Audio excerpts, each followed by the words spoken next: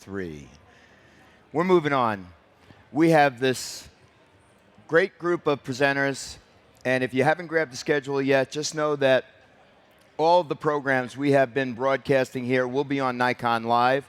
The URL is on the data sheet, on the brochure, so pick one up and you go back and watch any of these programs that you may have missed. It's been a long few days, but we want to kick this in and end with a bang. The wildlife photography that I've seen from this woman is just second to none. Her dedication to being out there, photographing and documenting wildlife is just so amazing. She's a conservationist, she just loves animals, and her pictures are epic. Without wasting any more time, let me bring to the Nikon Theater stage Melissa Groo, the wild among us. Her wildlife photography is nothing short of incredible. Thank you. Thank you, everybody. I want to thank all of you who have showed up. I know we're at the end of what's probably felt like a really long week, so I appreciate you all coming. And thank you to everybody at home that's watching, or that's watching this after the fact. And thank you very much to Nikon for inviting me. I'm very honored to be here and to be in the company of the incredible photographers that have been here this week, the ambassadors as well as the other professional photographers that I'm super honored to be a part of. I'm a wildlife photographer, and I hail from central New York, in Ithaca, New York, although I grew up in New York City. And I'm a freelance wildlife photographer.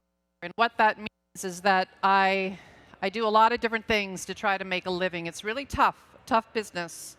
And I have my finger in a lot of pots. I'm a teacher, I'm a writer, I'm a speaker, I have an art gallery, I sell prints, and more than anything, I'm a storyteller, and I'm a conservationist, and that's a thread that runs through all my work and something that I'm increasingly passionate about, and I'm going to talk to you guys about that today a little bit. So it's called The Wild Among Us, and I'm going to take you through my journey a little bit into wildlife photography. And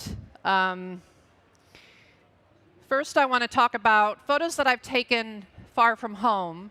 They might be somewhere else in the US, or they might be international. So I'm going to share with you some of those photos, because I travel a lot to teach or to go on assignment. This is a wood duck.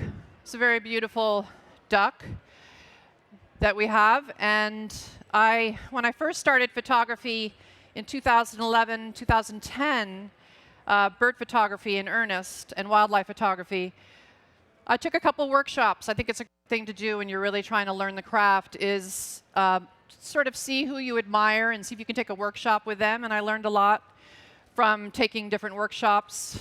I captured these wood ducks in Ohio, where I traveled for the workshop.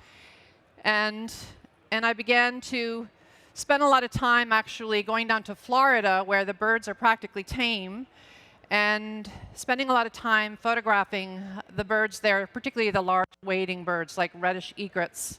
And I became really interested in capturing sort of the decisive moment, you know, that really exciting moment in nature where something happens very quickly. It's sort of like Henri Cartier-Bresson talked about the decisive moment with street photography, but I think you can apply that to wildlife photography. And birds in flight is a big passion. This is a roseate spoonbill coming down for a landing. I love capturing interaction between birds. These are American oyster catchers in Florida. And this is just a close-up portrait of a burrowing owl with kaleidoscope eyes, very unusual eyes to see in a burrowing owl. This is in Cape Coral, Florida, where you can find them quite easily.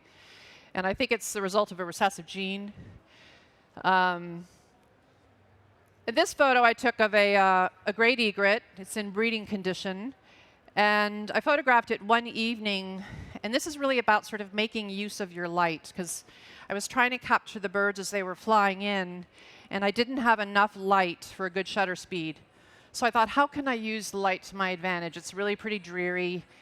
And there were these distant mangroves in the background. And I exposed for the bird, and it was displaying, because it was breeding time. And just, these are called the aigrettes. These are the tail feathers. And this picture actually won the grand prize in the 2015 National Audubon Society's photo contest. And garnered a place on the cover, although you lose a little bit of the splendor there with the half of the bird cut. But I think I most love going to places where birds and water connect. So I love shooting at the seashore, shooting by water, bodies of water of any kind. That's a piping plover chick. This is an Atlantic puffin photographed off Maine, eastern Egg Rock Island. Even horses on the beach. This is a wild pony on Assateague Island. I'm always sort of looking for symmetry, sort of waiting to click that shutter when there's something really sort of very aesthetically pleasing, like a symmetrical pose like this. They were both preening, and in that moment I could see that they were mirrors of each other, and I took that shot. This is a beautiful tern, the roseate tern, which lives on Great Gull Island in New York, and I did a story actually with my mother, who's a writer, and the story appeared on the cover of Natural History magazine in the last year, although these are common terns pictured. I've spent a lot of time out west photographing owls and other creatures. This is a great gray owl in Jackson, Wyoming, a very tame one that I and many other photographers watched over a few days and photographed much to our heart's content. And I got some lovely close-ups of it. And here he is hunting in the middle of the day. I shot this with a 70 to 200, and so you really sort of got more of a sense of the landscape there. And I've also traveled to West Yellowstone to photograph the famous bobcats of the Madison River that you can find there in January typically. And they hunt along the river for waterfowl and for muskrats. And I was and am pretty obsessed with bobcats. And I'd gone out there with some friends, and we were able to photograph this beautiful bobcat across the river. And here she is leaping across part of the river. These are Laysan albatrosses having a bit of a courtship dance in Kauai, Hawaii. This is a burrowing owl in a place you don't often think of them. It's actually at the edge of the beach with the Caribbean in the background. That's in the Bahamas. This is a red fox. I love foxes. And this is a red fox I photographed on a remote stretch of road outside Nome, Alaska, a couple summers ago. These are called guiracucus. This was in Brazil a year ago. And these are giant river otters that I photographed in Brazil as well, in the Pantanal. And of course, the mighty jaguar of the Pantanal, photographed from our boat. This is a baby cheetah cub, playing in a tree in Tanzania, in Dutu, where I'll be back in a couple of weeks. And here's a male and female lion reuniting after a separation. It was an incredible thing to witness, the bond that they had. I don't know how long he'd been gone. We'd been sitting with the pride for a couple of hours, and with her and her sisters and their cubs. And then we saw him come over this hill, and then she got up from the rest of the pride and she ran towards him, and they had the most extraordinary sort of meeting. And that's what I'm always trying to do in my pictures, is to show those connections and those bonds between animals. I love highlighting that. I love sharing with people the idea, the fact that animals have emotions. And there's a wonderful writer and scientist called Carl Safina, and he says, when someone says you can't attribute human emotions to animals, they forget the key leveling detail. Humans are animals. And so I think that's important to keep in mind when we see things, because animals feel joy. I really believe that. They feel love. They feel pain. They feel stress. And this is actually a cub who wanted to play with his father, who was trying to take a nap. And the father was a bit grumpy about it and snarled at him, and the cub suddenly looking a little worried there. So as time went on, I began to get assignments for magazines. I wanted to be able to go to places where I could tell a story about a particular animal and the habitat that it lived in. And I partnered with a writer, which I think is a really great thing to do if you're a photographer, to find a writer and establish a relationship and put a pitch together. And the first story I did was for Smithsonian Magazine on the Great Sandhill Crane Migration in Nebraska. This is an incredible event that takes place every March. About 500,000 sandhill cranes stop along this one stretch of river to fatten up for their trip north to their breeding grounds. And it's the most incredible wildlife spectacle I think our country has to offer. And I highly recommend people go. Here we have a couple of sandhill cranes in flight. You're shooting from blinds. It's definitely challenging. It's not like Bosque del Apache, New Mexico, where you're going to get those easy shots. You're shooting from blinds. You're working off tripods. And it's cold. You have to get in there before the sun rises. You have to be really careful not to spook the birds. They're hunted in so many different states, and so they're very, very flighty. But it's an amazing experience. I went on to do another story for Smithsonian Magazine on the Great Bear Rainforest in British Columbia, an incredible, sort of the largest intact temperate rainforest in the world. Just an incredible place with lots of grizzlies, but sort of the most exciting creature there, sort of the banner, the flagship species there that everybody wants to see, great bear. And it's the only place you can find this bear. It's essentially a white-black bear, and it's the result of a double recessive gene, and they're thought to be only a couple of hundred of them. The only time to see them is late summer and early fall, when they emerge from the forest to fish the salmon run. And the writer and I only had like 3 or 4 days that we were there, and my photo editor was like, "You've got to get the bear, the white bear, the white bear."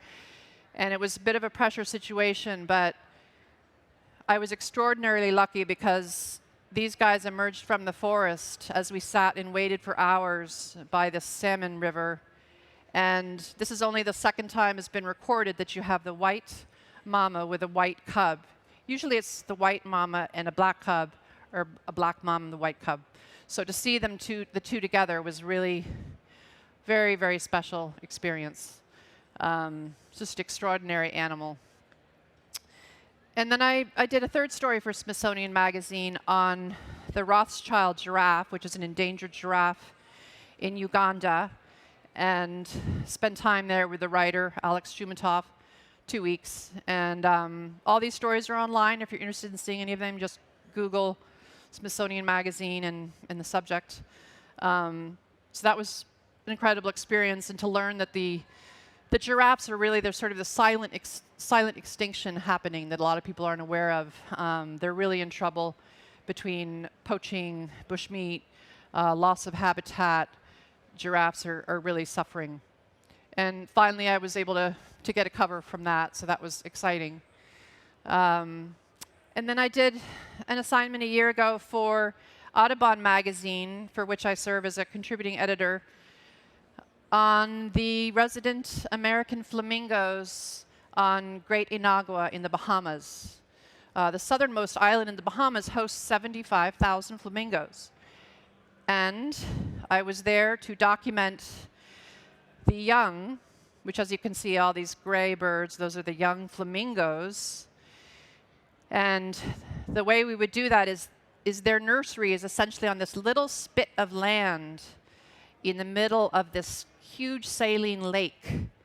And so I would have to go out with the park wardens every morning before the sun rose to approach them. And then we would sort of hide in the vegetation. I would set up my tripod and my 600 millimeter lens, and then I would be able to get these shots of them undisturbed. They used to be hunted in this place, but Great Inagua and the Bahamas National Trust has done an extraordinary job restoring this population to health.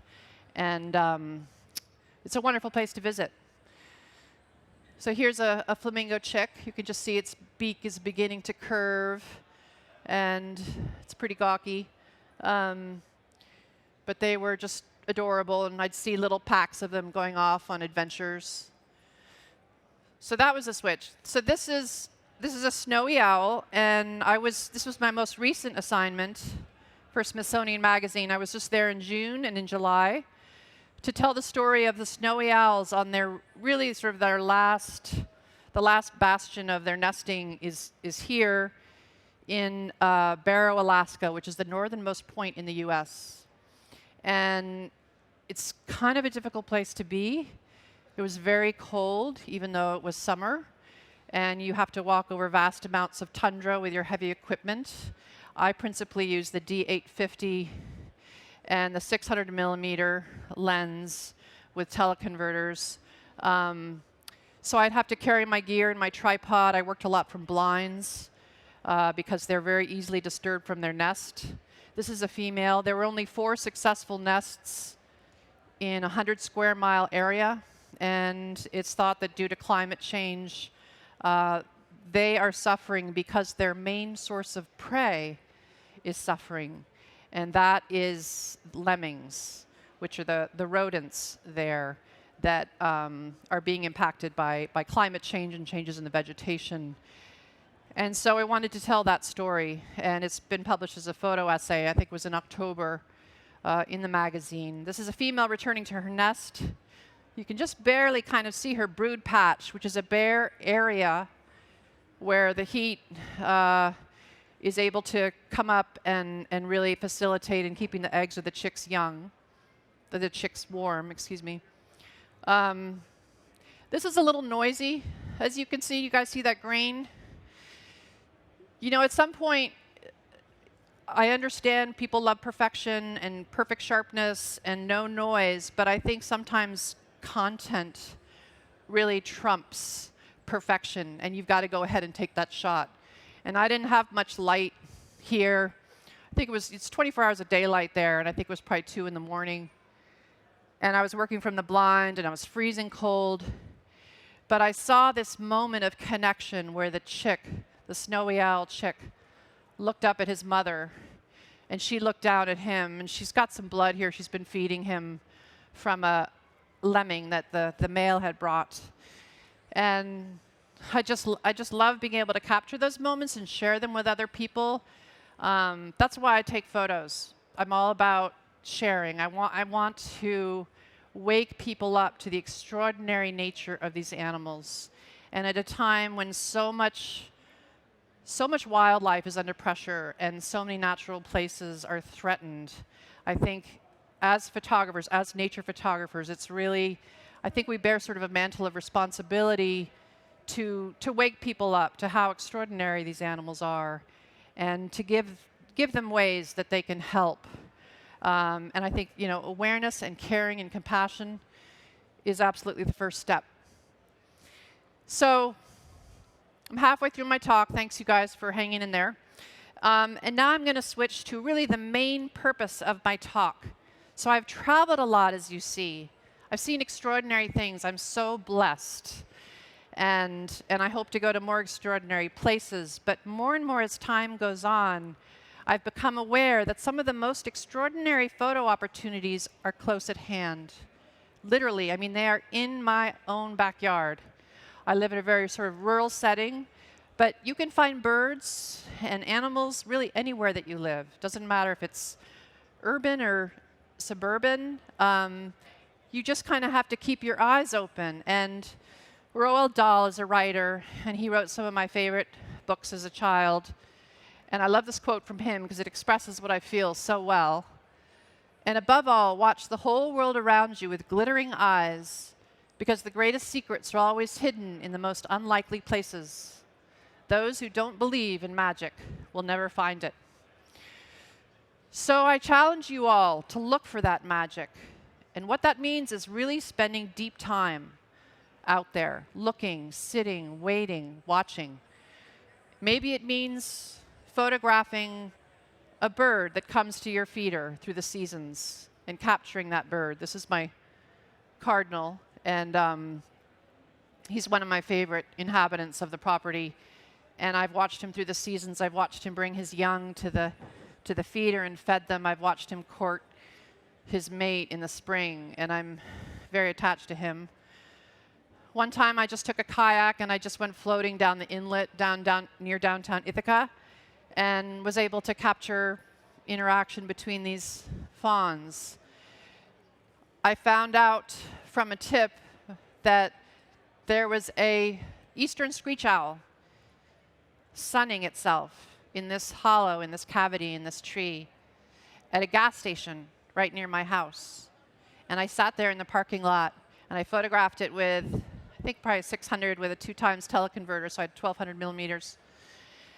And I just gloried in it. And to see something so extraordinary, people are going in and out of the gas station with their potato chips and their Pepsis, and part of me wanted to shake them and say, look at what we have. Look at this. This belongs to all of us. This is around. This is something that we should know about and cherish. But then a part of me was super protective of it, and so I didn't tell anybody. So this is just a little baby woodchuck in my backyard running along.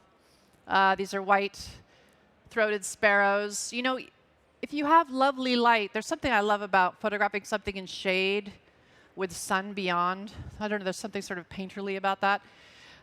So these white-throated sparrows near home. And this was an amazing story. I had gotten permission from a landowner. That's always an important thing to do when you're a nature photographer, is your network, your connections are so important. You really want to mine relationships with landowners and trackers and hunters and anybody who's very connected to the land and the denizens of the landscape. And this guy who owned this big property, I had found out that he had short-eared owls there. And I'm pretty crazy about those owls. And he'd give me permission to wander. And so one evening at dusk, because that's typically when you might find a short-eared owl, I was walking on his property, and as I was cresting this hill, this is just in central New York, by the way, a couple winters ago. As I crest this hill, I see ahead of me this shining white object with this incredible light on it. And I'm like, oh my God, it's a snowy owl, which is extraordinarily rare to find in that area. And I so badly didn't want to spook it. I wanted to photograph it. And I sunk down on my knees in the snow. And she just regarded me, very sort of curiously, but not alarmed for a while. And once she knew I wasn't going to disrupt her, she just stayed there. And I was able to have some lovely time with her until she flew off to hunt. Even common birds have moments of beauty and grace. Just go down to your public park. Photograph the seagulls. Take a wide-angle lens. Photograph the seagulls. I'm sorry, I shouldn't even say seagulls. I'm always correcting people. It's actually gulls. There's no such thing as seagulls because there's a lot of different species of gulls. In the birding world, that's really a faux pas to say seagulls. So this is a ring-billed gull or a wild turkey jake. If you can get it in some special light. I love playing around with light. This is side lighting. Of course, it's front lit because it's falling on the front of the bird. But you get so much more definition. I know that we always say shoot with the sun right at your back. And certainly that's a great rule of thumb. But to really make art, I think that you have to really play with light, with backlighting, with side lighting. And I think you get a lot more definition than you would because the direct sun kind of flattens things out. This shows the beginning of an opportunity that I had that it remains among my most cherished, where I spent time working from a blind with a family of red foxes. And these are the 6 kits. They were denning under this shed. And I got permission from the homeowner to set up my blind in the yard. It was just a pop-up blind. And I was able to follow the family over the course of weeks and watch the kits grow up.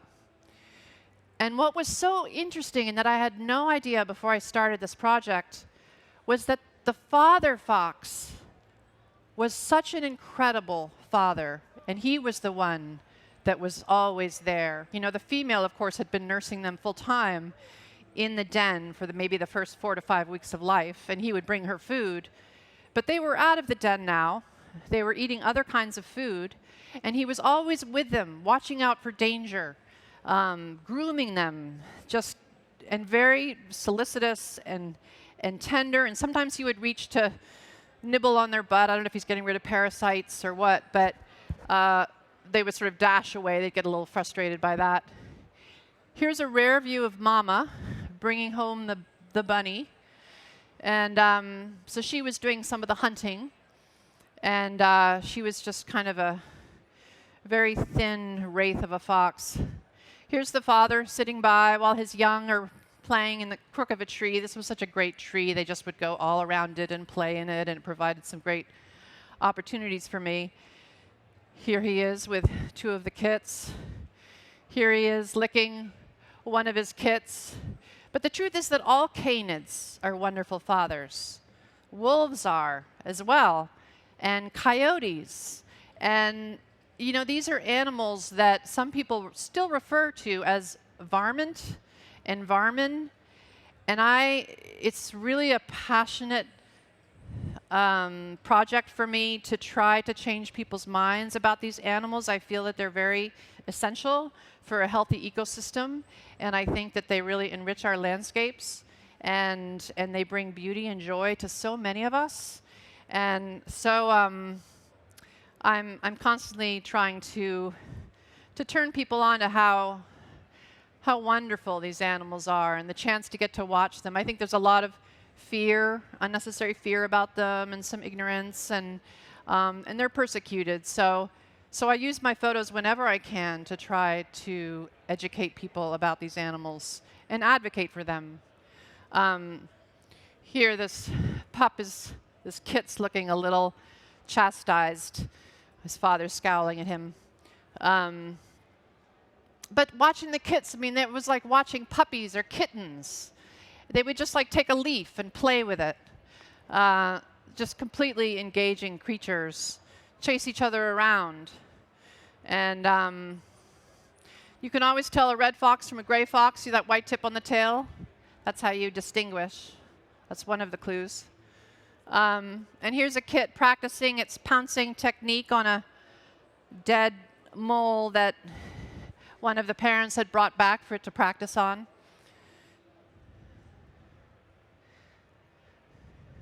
And then this is a final view of the family. This is at sunset. And the father's looking a little harried and tired, and one of the kids is chewing on his leg. But he was an incredible father, and I was privileged to spend time with them. And one of the kits, as I was growing up, got on the cover. I write a column every other month for Outdoor Photographer magazine on wildlife photography. And what's funny is that mostly now I'm getting covers with the animals that I'm photographing close to home. And I think that says a lot for the opportunities that we have around us and mining those opportunities, finding ways to maximize them. This is just in my yard. My husband noticed one day that a mama squirrel was moving her babies from one tree to another. It was quite some distance from one tree to the other, but she would go to the initial nest, and she would take one by the ruff of its neck, and she would carry it through this whole network of branches in her mouth, and then she would come to the final step of the journey, which was the most daunting, where she had to fling herself from that branch over to this tree. And the distance actually was large as it looks here. But all of a sudden there she would go leaping with that baby in her mouth. And it was just a sort of extraordinary feat. And she was headed for this tree, for this particular cavity. I don't know if the babies had gotten too big for the initial cavity or if it was mite infested or something.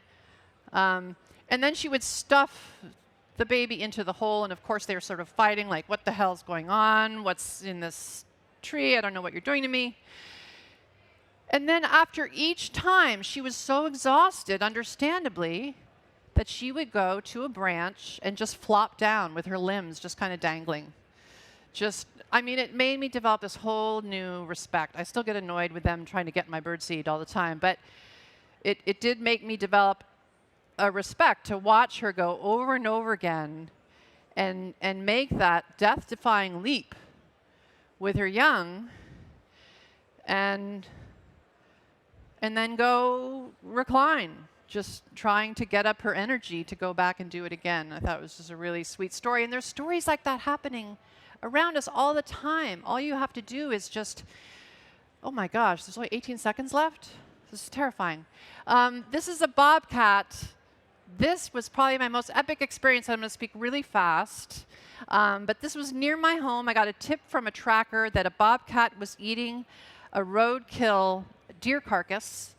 And I jumped in my car and I spent hours that day and the next day photographing this bobcat and her kits. She had 2 kits with her. And I didn't want to scare them. I didn't want to put them off of the carcass because it was a hard winter and I knew they needed it.